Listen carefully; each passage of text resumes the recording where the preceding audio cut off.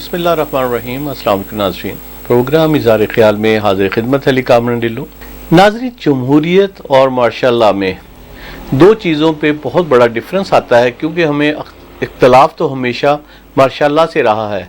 اس کی وجہ ہے کہ ہم اسے اچھا نہیں سمجھتے، اس کے اثرات بہتر مرتب نہیں ہوتے، چونکہ اس میں پابندیاں لگتی ہیں، معاملات جو ہے بہت ہی ایک نئی شکل اختیار کرتے ہیں، جس سے بیرونی رابطے اور جو پاکستان کے وسائل ہیں ان پہ پابندیاں عائد ہو جاتی ہیں۔ لیکن جب جمہوریت آتی ہے تو بدقسمتی سے عوام پہ پابندیاں لگ جاتی ہیں۔ جو ملک کے اندر عوام 22 کروڑ عوام ہے، نہ تو ان کو کھانے کے لیے بہتر غذا ملتی ہے، نہ انہیں صاف پانی ملتا ہے، نہ تعلیم ملتی ہے، نہ صحت کے حوالے سے ہاسپٹلز میں پراپر انتظام ہے۔ تو ہمیشہ ہم گن تو گاتے ہیں جمہوریت، جمہور سے یہ نکلا ہے ورڈ، یہ لفظ جمہور، عوام، یعنی کہ عوام جو ہے وہ تو اس کا کام ہے صرف ووٹ ڈالنا۔ وہ جب الیکشن آتے ہیں ووٹ کاسٹ کرنے کے بعد گھروں کو چل دیتے ہیں، اس کے بعد وہ جو حکمران جن کو اپنے ووٹ سے اقتدار میں لے کر آتے ہیں وہ ڈیلیور کرتے ہیں یا نہیں۔ تو ماضی میں ایسی بے شمار مثالیں ہمارے پاس جو اس وقت موجود ہیں۔ ہم نے 5 سال کے الیکشن بھی دیکھے، اس کا جو 5 سالہ ٹائم پیریڈ زرداری صاحب کا ہمیں اپنی زندگی میں بہت اچھی طرح یاد ہے۔ اس کے بعد میاں نواز شریف صاحب کا جو ٹائم 5 ایئرز انہوں نے کمپلیٹ کیے۔ اس سے پہلے کے جو محترمہ بے نظیر بھٹو صاحبہ کا دور تھا، وہ چونکہ کم وقت میں تھا، کچھ 22 ماہ کا، 2 سال کا، 18 مہینے، میاں محمد نواز شریف صاحب کا بھی تقریباً اسی طرح ہی رہا۔ تو یہ اپنے ٹائم پیریڈ میں، اور ان پہ چارجز کیا لگتے تھے جب ان کی حکومت ختم کی جاتی تھی؟ کرپشن کے چارجز لگتے تھے، یہ ڈیلیور نہیں کر پاتے تھے۔ بیسیکلی جو ایشو ہوتا ہے، عوام کے جو توقعات پہ نہ اترے، ڈیلیور نہ کر پائے، اور اس کے مسائل اپنی جگہ جو کہ دکھائی دیے، اس وجہ سے انہوں نے ان کو اسمبلیوں سے اٹھا کر واپس گھروں کی طرف بھیج دیا۔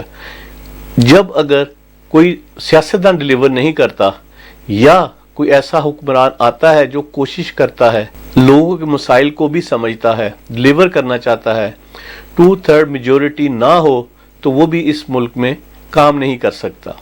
جیسے کہ ہم موجودہ وزیر اعظم عمران خان صاحب کی بات کرتے ہیں، وہ اس وقت کام نہیں کر پا رہے، چونکہ ان کی حکومت 7 ووٹوں کے اوپر کھڑی ہے۔ اگر وہ 7 ووٹ ادھر سے ادھر ہو جائیں تو حکومت گر جاتی ہے۔ تو اگرچہ ایسے حالات میں آپ ذرا سا بھی ایک قدم آگے رکھتے ہیں تو آپ کو اپوزیشن کی طرف سے اتنا پریشر آتا ہے کہ آپ 4 قدم پیچھے چلے جاتے ہیں۔ تو اس طرح پاکستان اپنی منزل کی طرف نہیں جا پا رہا، کیونکہ اس کا راستہ بہت آسان ہے۔ چونکہ ہم نے ماضی میں مارشاء اللہ کے دور دیکھے، آج تک ہم سنتے آ رہے ہیں اپنے بڑوں سے، ہمیشہ تذکرہ ہوتا ہے کہ ان کا دور ایک آئیڈیل دور تھا۔ 60s کی دہائی میں جب ان کا دور چلا، اس میں بتایا جاتا ہے کہ پاکستان میں بڑے بڑے ڈیم لگے، سٹیل مل لگی، ایسے بے شمار اقدامات ہوئے جس سے پاکستان پٹری پہ چڑھا اور ترقی کی طرف گامزن ہوا، اور ملکی حالات بہت تیزی سے تبدیل ہوئے۔ اس کے بعد جنرل ضیاء الحق صاحب کا دور آیا، اس میں بھی بہت ترقی، خوشحالی عوام نے دیکھی، آج بھی لوگ یاد کرتے ہیں، اس کے ثمرات دکھائی دیتے ہیں۔ آگے چلتے ہیں، اس کے بعد جنرل پرویز مشرف صاحب کا دور آیا۔ وہ یقین کیجئے گا ہمارے آنکھوں سے دیکھا ہوا دور، ہم نے کاروباری جو حالات ملک میں دیکھے بہت ہی بہتر، بہت خوشحالی تھی، ریل اسٹیٹ کا کام عروج پہ تھا، business man, textile industry, export کے حوالے سے کسی بھی انڈسٹریلسٹ کو ملتے تھے تو وہ کہتا تھا میرا کام بہت اچھا ہے۔ تو بات ہم پھر آگے چلتے ہیں، آگے آپ کا جمہوری دور۔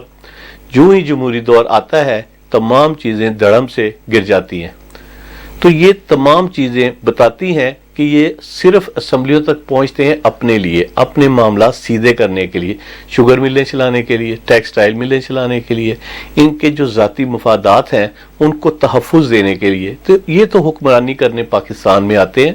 بیسیکلی ان کے جو بچے، کاروبار، گھر، سب بیرون ملک، کوئی لندن والا ہے، کوئی امریکہ والا ہے، کوئی دبئی والا ہے، تو کوئی سعودی عربیہ والا ہے، کوئی قطری ہے۔ تو اس طرح ان کے مراسم بھی کاروباری سب غیر ملکیوں کے ساتھ ہے، ان کے ملازمین بھی غیر ملکی ہیں، ان کے دوست بھی غیر ملکی ہیں۔ تو یہ بات کرتے ہیں جب الیکشن آتا ہے 22 करोड़ आवाम की, ये आपको लूटने आते हैं, धोखा देने आते हैं, चक्कर देते हैं, फ्रॉड करते हैं आपके साथ, अपना जादू चला के बिरयानी के डब्बे के जरिए आपसे वोट हासिल कर लेते हैं। तो आप भी खुशी से उस वक्त भंगड़ा डालते हैं, तो इनकी गाड़ियों के आगे डालते हैं, बाद में कुछ लोग एमपीए बनते हैं, एमएनए बन जाते हैं ज़्यादा से ज़्यादा। तो ये एक टीम होती है, उनके पास हल्के में वोट होता है, उस वोट को ये लोग कैश करवाते हैं अपने लिए, उनको एक आधी सीट देते हैं, लेकिन उनके मुख्तलिफ ज़िला हैं, फैसलाबाद, गुजरांवाला, सियालकोट, इस तरह 36 ज़िला पंजाब के हैं जहां पर इनके जो वर्कर्स, जो जिनके ग्रास रूट लेवल पर बहुत ज़्यादा ग्रिप है, तो उन्होंने अवाम को जकड़ा हुआ है, तो उनके ज़रिए इक़्तिदार हासिल कर लेते हैं। लाहौर हमेशा जो पंजाब के अंदर हुक्मरानी में अहम किरदार अदा करता है, इसी तरह गुजरांवाला करता है, इसी तरह फैसलाबाद करता है। जो मेजर सिटी होते हैं ये पंजाब के अंदर वज़ीर आला को बनाने के लिए बहुत अहम किरदार अदा करते हैं। तो इसी तरह दीगर सूबों में जो मरूसी जो सियासत चलती आ रही है, तो वरासती हुक्मरान वहाँ पर उन्होंने निज़ाम को जकड़ा हुआ है, इस निज़ाम को चारों तरफ से जकड़ के पकड़ के अपने अपने घर की लोंडी बनाए रखा।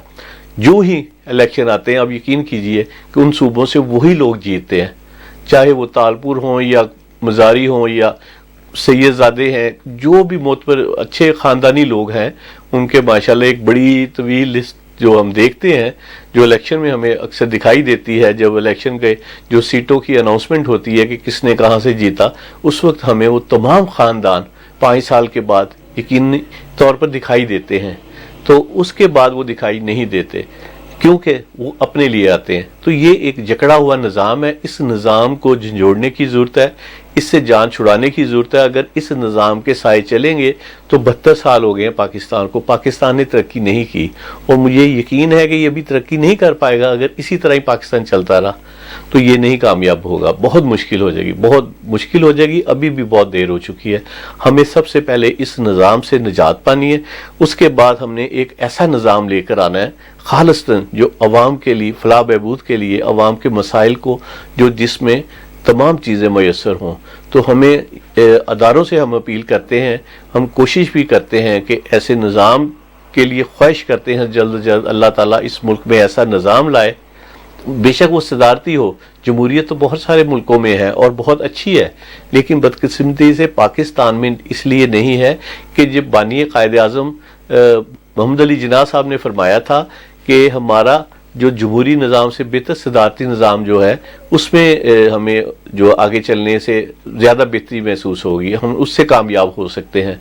हमने उनकी बात को ना माना, आज हम सफ़र कर रहे हैं। अगर जो उनके उन अल्फाज को हम चुन लेते और अपनी मंजिल बना लेते तो शायद आज हम बहुत बेहतरी की तरफ होते।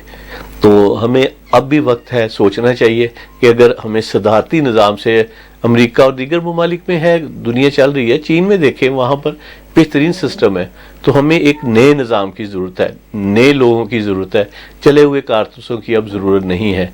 तो हम दुआ गो हैं कि अल्लाह ताला पाकिस्तान के लिए कोई ऐसा बेहतरीन निज़ाम आए जिससे अवाम के मसाइल हल हों। आज के सेगमेंट में इजाज़त दीजिए, इंशाल्लाह अगले सेगमेंट में फिर आपसे मुलाकात होगी। तब तक के लिए अल्लाह हाफिज़। पाक फौज जिंदाबाद, पाकिस्तान पाइंदाबाद।